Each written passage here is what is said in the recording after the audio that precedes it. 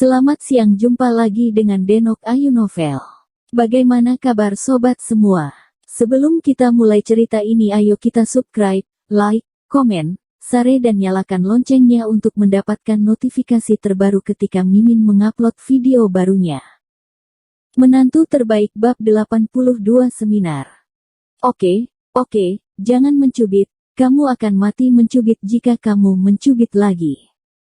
Jiang Yan segera bangkit dari meja rias, duduk di tempat tidur, meregangkan kedua kaki putihnya di depan Lin Yu, dan berkata, bantu aku meremas kakiku. Aku telah berjalan selama sehari.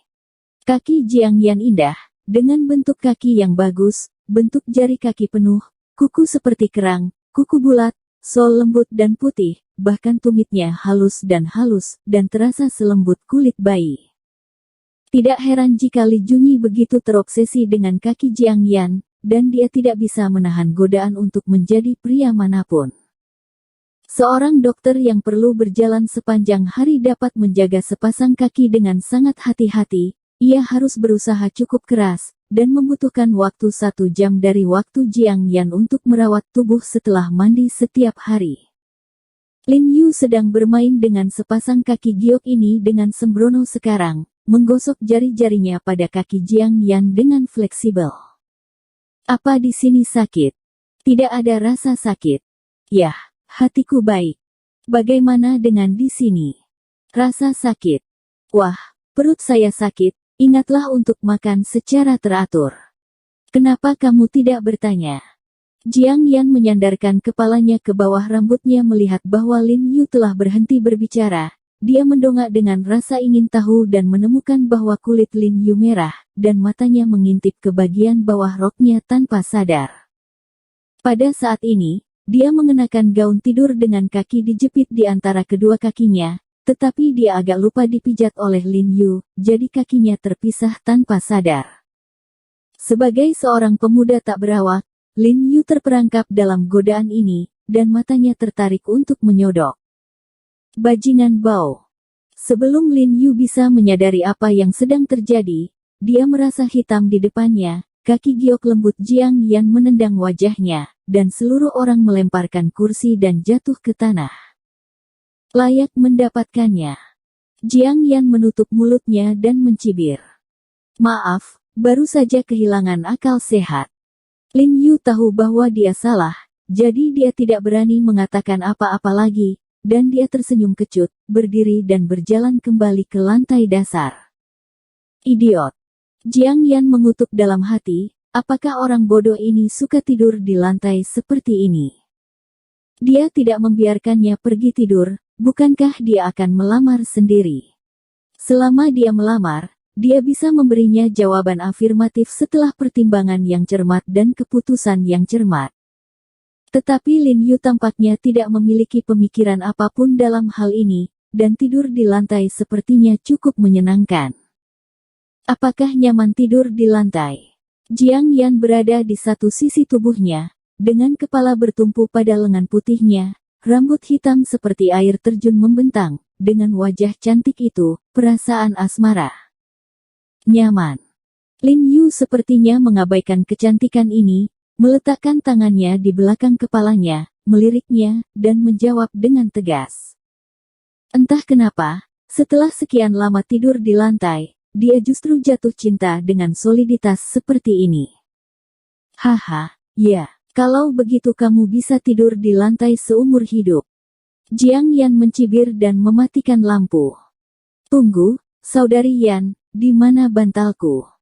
Kamu mau bantal apa? Kamu bisa pakai bantal, tidur sampai mati. Keesokan harinya, di bawah wajah mematikan Lin Yu, Jiang Yan harus setuju untuk membawanya ke rumah sakit rakyat Qinghai. Namun, Jiang Yan mengatakan kepadanya sebelumnya bahwa dia dapat membawanya ke sana, tetapi dia tidak dapat berbicara selama seluruh seminar. Jika tidak dia akan dikenali sebagai bukan dari rumah sakit, Jiang Yan akan dihukum. Karena seminar ini berbeda dari yang lain, ini adalah seminar internal Rumah Sakit Rakyat Qinghai. Materi, informasi, dan perawatan yang terlibat semuanya sangat rahasia di Rumah Sakit Rakyat Qinghai. Bahkan jika Li Haoming menganggukkan kepalanya secara pribadi, saya khawatir itu tidak akan berhasil, karena dalam analisis akhir Li Haoming hanyalah seorang direktur medis, ada juga wakil dekan, del, dan peraturan dan ketetapan adalah peraturan dan ketentuan. Jadi Jiang Yan mengambil risiko besar kali ini, tetapi selama Lin Yu tidak berbicara, masalahnya seharusnya tidak besar. Jiang Yan secara khusus meminjam jas putih dari dokter pria lain untuk Lin Yu, dan kemudian membawanya ke ruang kuliah. Karena ini adalah seminar internal di rumah sakit, tidak ada pemberitahuan ke dunia luar, dan check-in diperlukan untuk masuk dan keluar, jadi tidak ada pekerjaan pemeriksaan keamanan khusus. Lin Yu dengan mudah mengikuti Jiang Yan masuk. Tidak lama kemudian, puluhan orang datang ke ruang kuliah. Kebanyakan adalah dokter dari Rumah Sakit Rakyat Qinghai, beberapa ahli penyakit dalam termasuk Li Haoming juga ada di sana. Di sisi kiri barisan depan, duduk dua orang asing berambut pirang dengan hidung besar, satu pria dan satu wanita. Kedua orang asing itu adalah putra dan putri pasien. Putranya Jason, dan wanita itu Leah. Jason adalah reporter terkenal dari Western Herald Times. Leah adalah anggota staf kedutaan di China karena keduanya baru-baru ini mereka harus bekerja di Qinghai, jadi mereka mengambil alih ayah mereka dan ingin berobat di Qinghai. Jiang Yan memperkenalkan Lin Yu. Bagaimana situasi pasien? Lin Yu bertanya. Wakil dekan akan naik untuk melapor sebentar. Dengarkan saja. Jiang Yan menghela nafas dan berkata, sebenarnya, seminar ini hanyalah sebuah proses, dan ahli asing tidak dapat menyembuhkannya. Rumah sakit Huaxia kami, bagaimana bisa disembuhkan? Kawan kecil, jangan sombong. Praktisi pengobatan Tiongkok kita masih sangat luas dan mendalam. Lin Yu berpura-pura menjadi orang yang canggih. Aduh. Begitu suara itu jatuh, dia segera berteriak, dan Jiang Yan dengan kuat mencubit paha bagian dalamnya. Pertama, kami minta wakil presiden untuk memberitahu kami tentang kondisi pasien. Ketika dokter di atas panggung selesai berbicara, dia melihat seorang pria tua berusia 60-an, mengenakan jas lab putih, melangkah ke atas panggung, menyesuaikan komputer, dan memutar informasi dan kondisi pasien. Setelah pemeriksaan yang cermat, kami telah memastikan bahwa kondisi Pak Smith adalah amyotropik lateral sklerosis, dan manifestasi klinisnya adalah onset bulbar. Ketika anggota tubuh pasien bergerak dengan baik, dia sudah memiliki gejala disfagia dan bicara. Kemudian berkembang menjadi gagal napas dan kelumpuhan umum. Sambil mengenalkan kondisi pasien, wakil dekan memutarkan berbagai gambar dan hasil pemeriksaan pasien, antara lain magnetic resonance imaging, elektromiografi, dan pemeriksaan lain seperti darah dan urin. Setelah melihat pasien di foto, Lin Yu bergegas ke Jiang Yan dan bertanya, apakah dia Smith? Jiang Yan mengangguk, dan Lin Yu berkata, dari foto, atrofi ototnya sepertinya tidak parah. Ya, atrofi ototnya memang lebih ringan daripada pasien lain, dan dia hanya merasa. Bagaimana menjelaskannya? Jiang Yan mengerutkan kening dan bertanya-tanya bagaimana menjelaskannya. Ini hampir sama dengan atrofi otot yang disebabkan oleh berbaring sepanjang hari. Lin Yu menjelaskan untuknya. Ya, tapi dia benar-benar tidak bisa bergerak, dan hasil pemeriksaan juga sudah keluar, kata Jiang Yan. Ya, saya mengerti. Lin Yu mengangguk. Kamu dari departemen mana? Bisakah kamu berhenti berbicara dan menyela kami untuk mendengarkan laporan? Pada saat ini, seorang dokter pria muda dengan hidung bengkok di punggung berteriak dengan tidak senang kepada Lin Yu, dengan api di matanya. Itulah mengapa kamu berbicara begitu banyak omong kosong, seolah-olah kamu tahu banyak. Seorang pria dengan kacamata berbingkai hitam di samping dokter Yinggo Nose juga berkata, juga marah. Jiang Yan sekarang dikenal sebagai Dewi Gunung Es di rumah sakit mereka. Saya tidak tahu berapa banyak pria yang bermimpi ingin membuat janji dengannya, tetapi biasanya tidak berbicara tentang kencan, hanya ingin berbicara dengan Jiang Yan, kecuali untuk pertukaran pekerjaan yang diperlukan. Jiang Yan bahkan jangan memperhatikan mereka. Jadi sekarang Lin Yu dan Jiang Yan begitu dekat, mereka secara alami sangat kesal.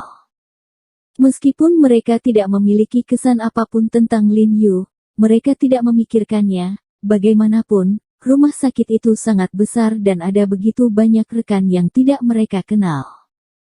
Menurut riwayat genetik keluarga Tan Smith, tidak termasuk penyebab keturunan, diduga bahwa hal itu mungkin terkait dengan zat neurotoksik, karena Tuan Smith sebelumnya memiliki tumor dan telah disuntik dengan sitarabin karena penyakit, yang diduga merupakan gejala sisa. Wakil Presiden yang lama berdehem saat dia berbicara, dan menambahkan, tentu saja, kami hanya skeptis dan ragu tentang penyebab penyakit ini, dan tidak berani membuat kesimpulan yang pasti. Faktanya, penyebab dari amyotropik lateral sklerosis masih belum jelas secara medis. Ada 3 teori patogen utama. Salah satunya adalah akumulasi neurotoksin, yang lainnya adalah kerusakan membran sel saraf akibat radikal bebas, dan yang ketiga adalah faktor pertumbuhan saraf. Kekurangannya, sehingga sel saraf tidak bisa terus tumbuh dan berkembang. Teori 2 dan 3 sama sekali tidak ada di Smith, jadi hanya ada satu kesimpulan, tapi dosis citarabin yang disuntikkannya sebenarnya jauh dari level pemicu gejala tersebut. Meskipun profesor tua itu sendiri merasa agak dibuat-buat, tidak mungkin, dengan kondisi medis rumah sakit rakyat Qinghai, mereka hanya bisa mencapai titik ini. Bagaimanapun, rumah sakit internasional besar tidak dapat menyembuhkan penyakit ini, dan mereka tidak merasakan terlalu banyak tekanan.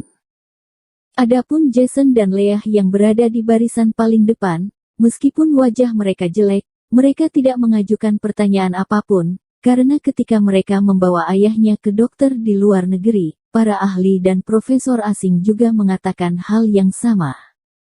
Tidak ada harapan kesembuhan untuk penyakit ayah mereka, dan itu semakin parah, terutama sistem pernafasan. Sekarang dia hanya bisa mengandalkan mesin oksigen untuk bertahan hidup, dan sebentar lagi mesin oksigen tidak akan berfungsi. Mereka hanya bisa melihat ayah mereka mati lemas. Mati. Satu-satunya daya tarik mereka sekarang adalah untuk dapat mengendalikan kondisi ayahnya dan membuatnya tetap hidup. Sekarang setelah kondisi pasien hampir muncul, semua orang sudah mengetahuinya sebelumnya. Saya tidak perlu mengatakan lebih banyak. Jika Anda memiliki rencana perawatan yang baik, Anda dapat mengangkat tangan dan berbicara. Dekan tua itu menatap semua orang di bawah dan menunjuk ke semua orang. Dapat berbicara dengan bebas. Hidung elang di bagian belakang segera mengangkat tangannya. Setelah mendapat izin, dia segera berdiri dan berkata dengan lantang, saya sarankan minum skopolamin dan obat antikolinergik lainnya untuk mengurangi air liur, dan juga dengan propranolol, betalok dan reseptor beta lainnya. Penghambat tubuh untuk mengurangi viskositas air liur. Setelah Yinggobi selesai berbicara, dia menatap Lin Yu dan Jiang Yan dengan bangga, sangat berharap untuk disukai oleh Dewi. Dia sangat yakin dengan rencana perawatan obat yang dia usulkan. Sebelum datang, dia mengerjakan pekerjaan rumahnya. Berbicara tentang tentara di atas kertas. Lin Yu berkata dengan samar, suara itu tidak keras, tetapi bisa didengar oleh hidung pengait dan bingkai hitam di belakang. Hidung Yinghuk memelototi Lin Yu dengan marah. Jika dia tidak berdiri sekarang, dia akan mengutuk. Apa yang kamu lakukan? Apakah kamu tahu pengobatan barat? Itu di sini untuk memberikan penilaian buta kepada orang-orang. Rencana perawatan obat yang katanya memang layak. Jiang Yan membantu Lin Yu. Tuan Smith seharusnya sudah menerima rencana perawatan ini di luar negeri, dan setelah mengonsumsi skopolamin, efek sampingnya terlihat jelas, dan gejala seperti mulut kering, nafsu makan yang buruk dan bahkan disfagia dapat terjadi. Lin Yu berkata dengan tidak tergesa-gesa, bercanda, dia adalah Qinghai lulusan yang baik dari Universitas Kedokteran. Bagaimana kamu tahu? Jiang Yan bertanya, mengerutkan kening. Kentut, kau tahu kentut. Hidung Yinggo tidak tahan, dan mengumpat dengan marah. Begitu dia selesai berbicara, Li Haoming berdiri dan berkata dengan dingin, rencana Anda, Tuan Smith, telah lama diterima di luar negeri. Efek sampingnya jelas, dan gejala seperti mulut kering dan disfagia akan muncul. Ingatlah ketika Anda menyalin pengetahuan di buku teks. Gunakan otakmu. Mulut Jiang Yan terbuka lebar tanpa sadar, dan dia menatap Lin Yu dengan heran apa yang dia katakan tidak buruk. Bersambung. Terima kasih kepada kalian yang telah menonton video ini. Jangan lupa tekan tombol subscribe-nya dan nyalakan notifikasinya untuk mendapatkan video-video seru lainnya dari Denok Ayu Novel.